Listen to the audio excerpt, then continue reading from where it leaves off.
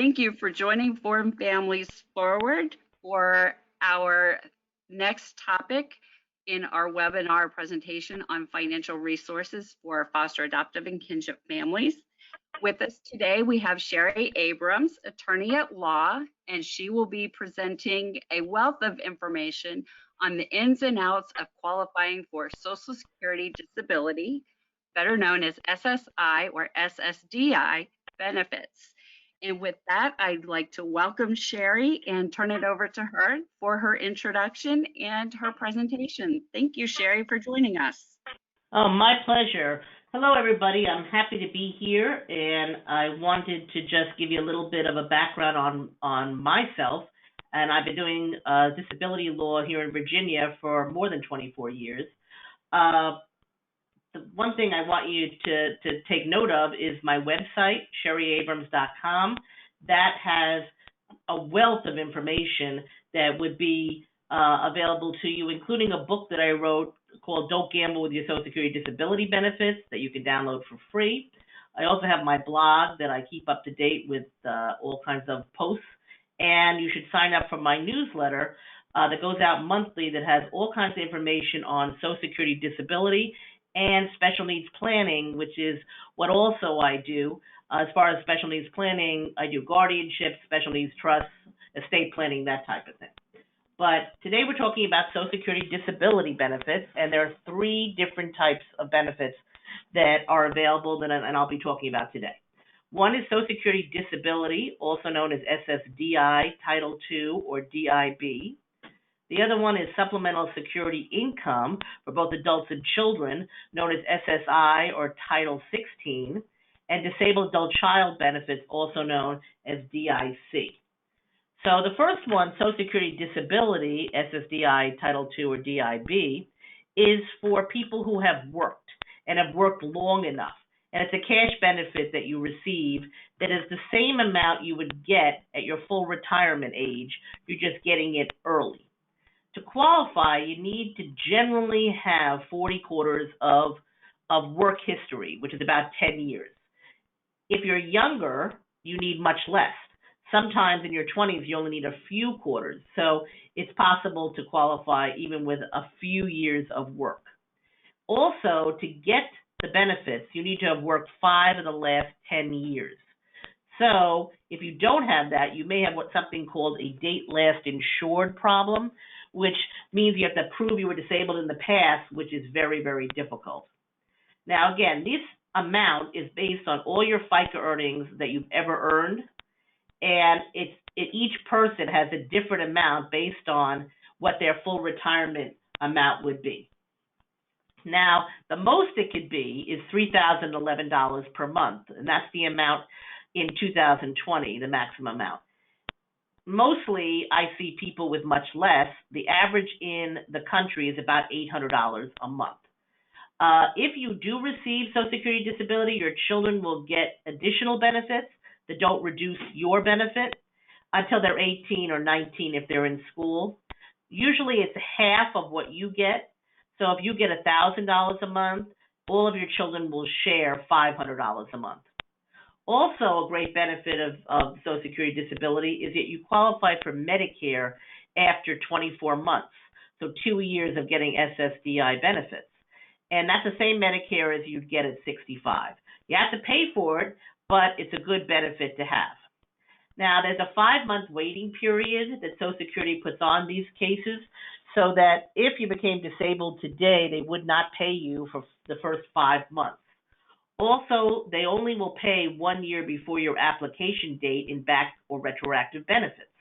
So if you became disabled 3 years ago and you applied today, you'll only receive back benefits going back a year. So that's why another reason you should apply as soon as possible. The second program I'm going to talk about is called Supplemental Security Income, or SSI, or Title XVI. This is a welfare type program where you never have had to work. It's the same disability requirements and how you prove a person is disabled. However, the added criteria is you have to have very limited income and resources. Normally and generally, it's $2,000 worth of assets for one person, $3,000 for a couple.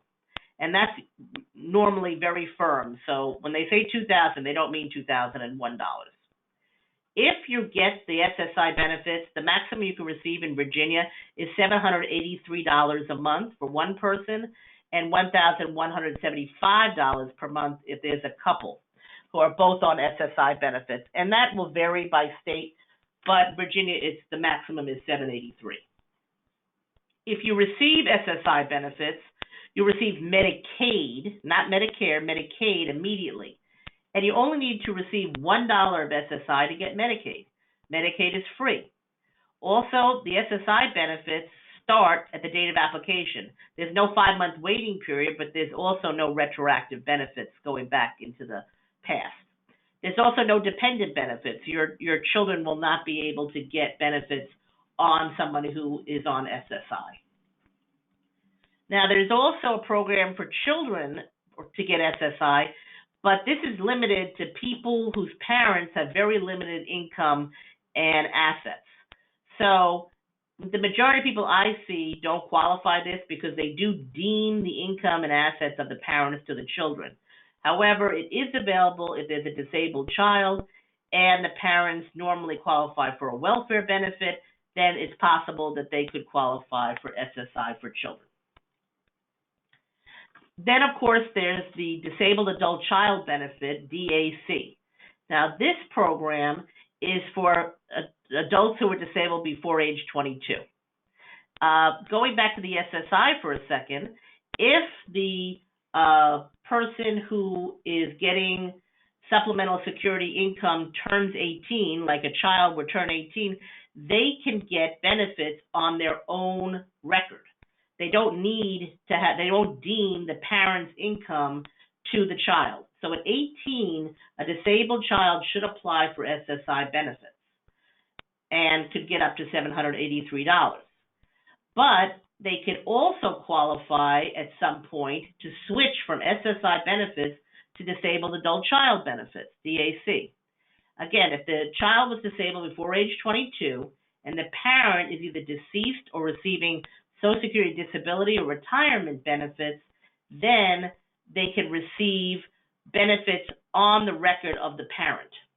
So, for example, if a parent's disabled or on Social Security disability or on Social Security retirement, the child can get half in addition to what the parent gets. So if the parent's getting $1,000, the child could get $500 per month, so it doesn't reduce the parent's benefit. And they would get 75% of the parent's amount if the parent is deceased. Now, there's limited income that the child can have because if they're able to make SGA, which right now is $1,260 a month, meaning they're able to work and make $1,260 a month for any month, they won't be able to keep or get disabled adult child benefits. And also there's very strict rules on marriage. You can't be married and get this benefit unless you're married to someone who also is getting DAC benefits. Now, if you do receive or your child receive disabled adult child benefits, they will be able to get Medicare, not Medicaid, Medicare, which is a definite and added bonus. Now, to get on disability of any kind, you have to have a severe mental or physical impairment, must be able to be verified by a doctor, and usually that means a specialist. And it has to be expected or to last 12 months or result in death. And the person must not be able to, work enough or engage in substantial gainful activity or SGA to be able to qualify. And that amount in 2020 is $1,260 per month. And that changes every year. It normally goes up every year. So what Social Security normally does is they do a 5-step process to see if someone's disabled. One, are they working? Are they making SGA, $1,260 a month? Does the individual have a severe impairment, meaning that it has lasted or will last 12 months or result in death? Does the person have some kind of condition or impairment which meets or equals a listed impairment? And those impairments are listed in the Federal Register, and also I have a link to that on my website, SheriAbrams.com, on the resource page, which is very important to look to see if perhaps you have a condition that meets one of the listings. If you don't meet the listing, then they look to see, can you do any work you've done in the last 15 years? And then if they say, no, you can't do that, they go to the next step for most people, and they say, are you able to do any work in the national economy? Now, to consider if you could do any work in the national economy, Social Security will evaluate you based on your age, education, and work experience, and people who are older will have an easier chance of getting benefits, and people with less education will have a better chance. There's also something called a compassionate allowance. Certain conditions will allow people to automatically get on benefits, but these are the worst possible diseases and conditions. But that list is also linked to on my resource page on my website, SheriAbrams.com. If you have a child under 18, there's a separate listing of impairments. Also, the link is on my website resource page and also in the Federal Register. For a child on step 5, they don't look to see if the child is able to do any work. They look to see if they have a marked and severe functional limitation.